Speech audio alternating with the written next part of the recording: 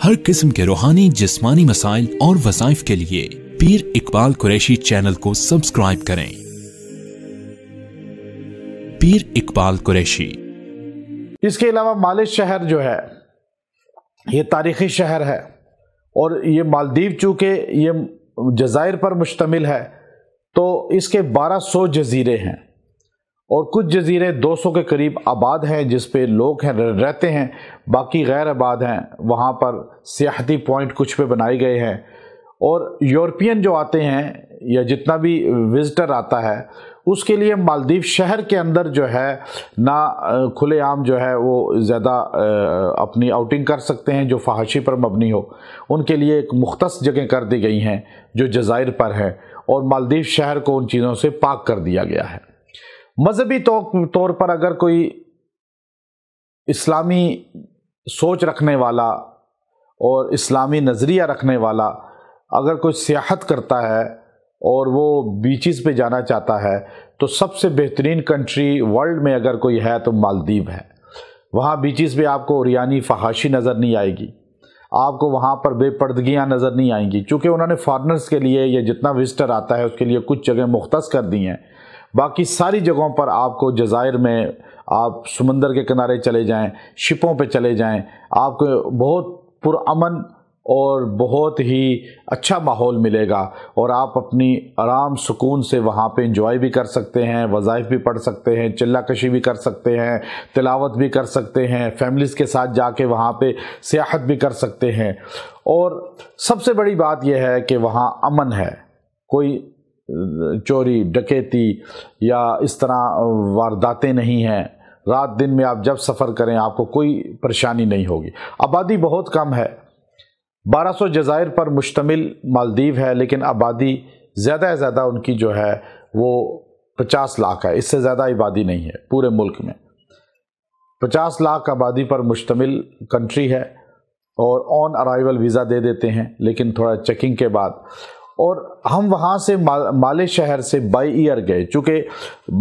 By road कोई सफ़र जो है एक जजीरे से दूसरे का नहीं है इंतज़ाम, उसके लिए या तो शिप के ज़रिए जाना पड़ता है या बाय एयर जाना पड़ता है। बाय एयर अगर आप जाएंगे तो आपका 1 घंटा 20 मिनट की फ़्लाइट थी हमारी अड्डू सूबा के लिए, और अगर हमें कहा गया कि आप बहरी जहाज़ के ज़रिए चलेंगे तो आपको 3 दिन लगेंगे।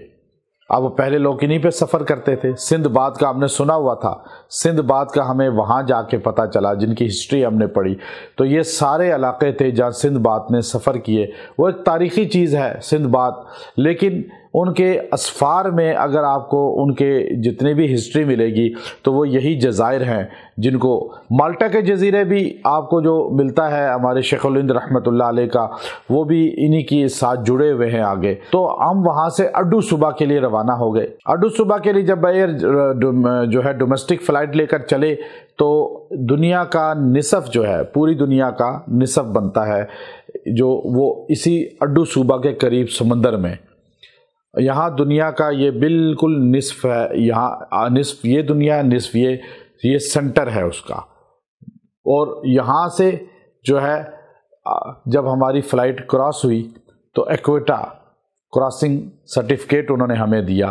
कि आपने दुनिया के ये निसफ़ की क्रॉसिंग से आपने अपने सफ़र को क्लियर किया है। तो वो हमें सर्टिफिकेट वहाँ की एयरलाइन ने अता किया और उसके बाद जो है हमें खुशी हुई कि हम दुनिया के एंड पे भी अल्लाह ने मुझे पहुँचाया, केप टाउन, जहाँ दुनिया का मगरिब की तरफ, हमारी मगरिब की तरफ एंड होता है और वहाँ आगे समंदर है। हमने वहाँ भी पहुँचकर अल्लाह की तौहीद का अलम बुलंद किया और यहाँ निसफ़ पे पहुँच के भी हमने अल्लाह की तौहीद और कुरान और सुन्नत की तबलीग का अलम बुलंद किया कि अल्लाह ने हमें ये सआदत बख्शी है कि ये 2 जगहों तक पहुँचा दिया। फिर हम अड्डू सूबा पहुँचे। अड्डू सूबा जो है उसके एक नामवर शख्सियत हमारे इस्तकबाल के लिए माँ फैमिली आई हुई थी और वो हमें बड़े मोहब्बत और इकराम के साथ वहाँ से अपने घर ले गए और वहाँ जाके उन्होंने पहले हमें खाना खिलाया, उसके बाद हमारे होटल में हमें उन्होंने आराम के लिए पहुँचा दिया और हमें ये कहा कि आप जितने दिन मालदीव में रहेंगे आपको घर का खाना मिलेगा। माशाल्लाह उनकी फैमिलीज़ मुख्तलिफ हमें دعوتیں کرتے، اور اس میں مچھلی زیادہ کھائی جاتی ہے، چونکہ مالدیو میں مچھلی ہوتی ہے، سمندروں سے شکار زیادہ کرتے ہیں، ان کا اپنی جو ہے معیشت ساری ٹورسٹ پر ہے، خود بہت کم ہے وہاں پہ سبزیاں، فروٹ، یہ چیزیں، لیکن زیادہ تر ان کا مدار جو ہے وہ معیشت کا، وہ ٹورزم پر ہے۔ اور یہ ملک جو ہے بہترین خوبصورت جو ہے ٹورسٹ کے لیے ہے۔ پھر وہاں ایک چیز پتہ چلی کہ حکومت سب کو زمین جو ہے خود دیتی ہے، لوگ خود پھر اس پر اپنے اپنے گھر بناتے ہیں۔ اب حکومت ان کو دیتی ہے لیز پہ جیسے ہوتا ہے، اب وہ لوگ گھر بناتے ہیں تو سب کے تقریباً گھر ایک جیسے ہوتے ہیں، ان کا رہن سہن ایک جیسا ہوتا ہے، اور گاڑیاں، کھانا پینا تقریباً ایک جیسا، کوئی دوڑ نہیں ہے کہ اس نے بڑا گھر، اس نے چھوٹا گھر، اس کی بڑی گاڑی، اس کی چھوٹی گاڑی۔ تو تقریباً سارے وہاں کا، اگر آپ منسٹر دیکھیں گے اور ایک عام آدمی دیکھیں گے تو 19-20 کا فرق ہوگا، دیکھنے میں پتہ نہیں چلے گا، رہن سہن میں پتہ نہیں چلے گا۔ بڑا بزنس مین دیکھیں گے اور ایک عام آدمی دیکھیں گے، چونکہ ہمارا جانا ہوتا تھا، ہماری دعوتیں کرتے تھے بڑے بڑے بزنس مین اور بڑے بڑے وہاں کے عہدیداران جو حکومتی، اور ایک عام آدمی بھی ہماری دعوت کرتا تھا، تو ہمیں ان کے رہن سہن میں فرق نہیں پتہ چلتا تھا کہ یہ کوئی بڑا بزنس مین ہے، یہ کوئی بڑا پیسے والا ہے، یہ کوئی بڑا حکومتی عہدیدار ہے، اور یہ کوئی عام آدمی ہے، چونکہ وہ بالکل کلچر ان کا ایسا تھا کہ سارے تقریباً ایک جیسی زندگی گزار رہے تھے، اور یہی اسلام کا کلچر ہے اور اسلام کا پیغام ہوتا ہے۔ تو اب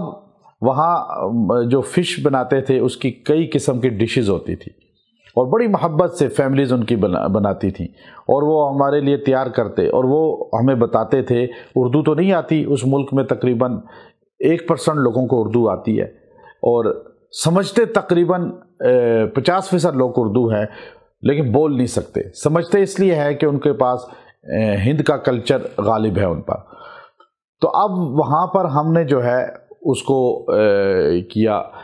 ہم جب ان کے کھانے میں بیٹھتے تو بڑی محبت سے وہ ہمیں کھانا کھلاتے، پھر ہمیں مختلف جزیروں میں لے جاتے۔ ایک جگہ ہمیں جزیرے میں لے گئے، کہا جی ہم نے ایک دن جانا ہے جزیرے میں، اور بہت دور ہے، سمندر کے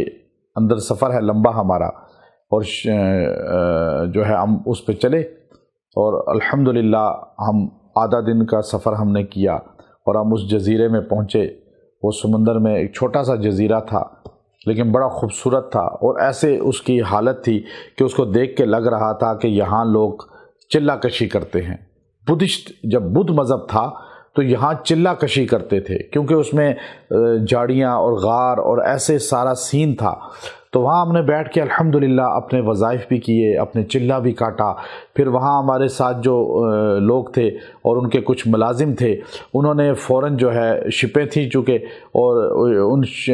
کے جو ملازم تھے انہوں نے مچھلی سمندر میں سے بڑی خاص ٹونا مچھلی ایک ہوتی ہے، بڑی لذیذ، اور اس میں گوشت کی طرح میٹ اسے کہتے ہیں، اور وہ جو ہے اس میں کوئی کانٹا نہیں ہوتا، اور بڑا لذیذ مچھلی ہوتی ہے، بڑی مہنگی بھی ہوتی ہے۔ وہ مچھلی انہوں نے وہاں سے شکار کی تازہ، اور اس کو انہوں نے پانی میں، ابلتے پانی میں ڈالا، اور تھوڑی دیر کے بعد وہ مچھلی تیار تھی۔ نوڈلز تیار کیے، ساتھ کچھ اور چیزیں تھیں، اور وہ مچھلی کا سوپ اتنا لذیذ اور شاندار تھا کہ یادگار سوپ تھا وہ ہم نے سوپ پیا، مچھلی کھائی، اس کے بعد دیگر پھر ہم نے وہاں پہ سمندر کے اندر کچھ وقت گزارا۔ اور اس کے علاوہ وہاں جو جگہ بنی ہوئی تھیں، پتہ چل رہا تھا کہ یہاں رہے ہیں کچھ لوگ، یا کچھ مخلوقات آج بھی ہیں جو اللہ کی مخلوقات ہیں، اور ان جزائر پر جنات کی شکل میں رہتے ہیں۔ تو مجھے محسوس ہوا، اور وہاں بیٹھ کر میں نے کچھ دیر پڑھائی کی، وظائف کیے۔ میں نے اپنے ساتھیوں کو بتایا کہ یہ جگہ جو ہے بڑی خاص لوگوں کی اماج گاہیں ہیں، اور یہاں بڑا محتاط طریقے سے آپ نے چلنا ہے، اور یہاں کوئی ایسی غلطی نہیں کرنی کہ آپ کو خمیازہ بھگتنا پڑے، چونکہ وہ الگ اندر غار تھا اور ایک جگہ تھی۔ تو ہم اس میں تھوڑی دیر کے لیے گئے، ہم نے اپنا مراقبہ کیا، اپنا مذاکرہ کیا، ہم نے اپنا چلہ کاٹا، اور ایک فیض لیا جاتا ہے ایسی جگہوں سے، اور انسان اس سے چارج ہو جاتا ہے، اور انسان کی روحانیت میں اضافہ ہوتا ہے۔ پھر وہ فیض آگے مخلوق کو دیتا ہے، اور آگے فائدہ لوگوں کو پہنچتا ہے۔ وہاں کچھ وقت گزارنے کے بعد ہم نے ریت کے اندر ایک قبر کی شکل میں مراقبہ کیا، اور ریت کے اندر اپنے آپ کو مکمل داخل کر کے، اور وہ مراقبہ قبر کا جو تھا وہ انسان کی روحانیت کو بڑھا دیتا ہے، اور پھر اس میں الحمدللہ بڑا روحانی فائدہ ہوا۔ پھر ہم نے سمندر کے اندر اپنے سوئمنگ کے دوران اپنے آپ کو سمندر میں مکمل حلق تک جو ہے داخل کر کے، اور سورج بالکل جو ہے سر پہ تھا، آب و تاب کے ساتھ ہم نے ایک خاص یا ذل جلال کا وظیفہ کیا، اور وہ انسان کو بہت تسخیر کی طاقت عطا فرماتا ہے۔ یہ کچھ خاص وظائف ہیں جو انسان کو ایسی جگہوں پہ کرنے سے وہ روحانیت ملتی ہے جو کسی اور جگہ نہیں ملتی۔ اب یہ چیزیں ہیں۔ اس کے بعد ہم وہاں سے رات کو واپس آ گئے، اور آگے اگلے دن ہمارا سفر جو تھا وہ ہمیں بتایا گیا کہ آپ نے جانا ہے، ایک جگہ ہے وہاں پہ مقبرے بھی ہیں سمندر کے کنارے جو مسلمان آئے تھے، اور ان میں کچھ حفاظ تھے، اور ان کی قبریں آج تک صحیح ہیں، اور وہ 700 سالہ 800 سالہ قدیم قبریں ہیں، اور ان مقابر پہ بھی جانا ہے۔ پھر وہاں سیاحتی پوائنٹ بھی ہیں۔ پھر سمندر کے اندر جو ہے انڈر واٹر جو ہے آپ نے سوئمنگ کرنی ہے، اور اس میں آپ جو ہے اپنی پوری جیکٹس اور دیگر چیزیں پہن کر اتریں گے، اور آپ اس جگہ پہ جائیں گے، اور وہ اڈو صوبے کا بالکل اینڈ ہے سمندر کا، اور اس کے بارے میں کچھ چیزیں پہلے سے تاریخ کے اندر موجود ہیں جو مالدیو کے لوگ بتاتے ہیں کہ یہ کنارہ جو ہے یہ شیطان کا گڑھ کہلاتا ہے، چونکہ ہمارے نبی علیہ السلام نے ہمیں بتایا کہ شیطان سمندر پہ تخت لگائے بیٹھا ہوتا ہے۔ اب سمندروں پہ شیطان کی حکومت ہے اور جنات کے بسیرے ہیں۔ اب انہوں نے کہا جی یہ جگہ تو اتنی مشہور ہے کہ اسے کہا جاتا ہے کہ یہ شیطان کا گڑھ ہے، اور یہاں شیطان کے اڈا ہے، یعنی ہر چیز میں شیطانیت نظر آ رہی تھی کہ یہاں بسیرا ہے، یہاں جنات کثرت سے پائے جاتے ہیں۔ میں نے کہا کہ آپ ہمیں لے جائیں وہاں پر، ہم وہاں جائیں گے اور وہاں جا کے دیکھیں گے کہ محسوس کریں گے کہ کون سی قوتیں ہیں، اور وہ قوتیں دیکھیں گے کہ اسلام والوں پہ حاوی ہو سکتی ہیں، قرآن والوں پہ، نبی علیہ السلام اور اصحاب رسول صلی اللہ علیہ وسلم کے غلاموں پہ۔ اگر ہم غلامی رسول اور صحیح معنوں میں اصحاب رسول کے غلام بن جائیں تو کائنات کی کوئی مخلوق ہم پہ حاوی نہیں ہو سکتی۔ وہاں ہم گئے اور جیکٹس پہن کر پھر انہوں نے ہمیں پوری وہ جو ہے کٹ پہنا دی، آنکھوں کے ساتھ بھی وہ ان کا ہوتا ہے، اور پاؤں میں بھی پورا ایک کٹ تھی ان کی۔ وہ جب ہم نے پہن لی اور اس کے بعد سمندر میں اتر گئے، اب وہ انڈر واٹر سوئمنگ کا ایک اپنا ہی لطف ہے، اور اندر کی ایک مخلوقات کا جہان ہے۔ ہمارے نبی جہان نہیں جہانوں کے نبی ہے۔ اب سمندر کے اندر جہان ہے ایک، اور وہاں مخلوقات ہے، اندر چٹانیں ایسی، اور ان چٹانوں کو دیکھ کر خوف محسوس ہوتا تھا کہ ان پر ہے اسرار، ایسی چیزیں جو انسان نہیں دیکھ سکتا۔ پھر سمندر کے وہ کونا جو تھا اس میں جو ہے جو پتھر تھے، جو چٹانیں تھیں، جو اندر چٹانیں تھیں، اور ان پر وہ چیزیں محسوس ہو رہی تھیں، اور ایک وہاں پہ خوف کا ایک سما بندہ ہوا تھا۔ لیکن چونکہ ہم تلاوت کر رہے تھے، ہمارے محترم جناب حاجی جہانگیر افریدی صاحب جو انڈر واٹر جب اترے تو انہوں نے اترتے ہی 100 مرتبہ درود ابراہیمی انڈر واٹر ہی پڑھ لیا۔ ہم نے بھی درود شریف کثرت سے اندر پڑھا، اور حضور علیہ السلام پہ درود شریف پڑھا، اور مفتی شمس الرحمان صاحب نے بھی درود شریف کی جو ہے کثرت اختیار کر لی۔ ہمارے ساتھ جو اور 2 لوگ تھے انہوں نے بھی مزید جو ہے وہاں پہ قرآن حکیم پڑھنا شروع کر دیا۔ ہم نے کہا یہ سعادت بھی ہمارے حصہ میں آ گئی کہ انڈر واٹر سمندر کے اندر بھی ہم نے اپنے پیارے پیغمبر صلی اللہ علیہ وسلم پہ درود شریف پڑھ کے یہ مچھلیاں، یہ سمندر کی مخلوقات، یہ لاہوتی مخلوقات، یہ طاغوتی مخلوقات، یہ پانی، یہ ساری چیزیں گواہ بنا لیں کہ ہم حضور علیہ الصلاۃ والسلام کے غلام ہیں، اور آپ کو پر درود شریف کو عبادت ہر جہان میں سمجھتے ہیں۔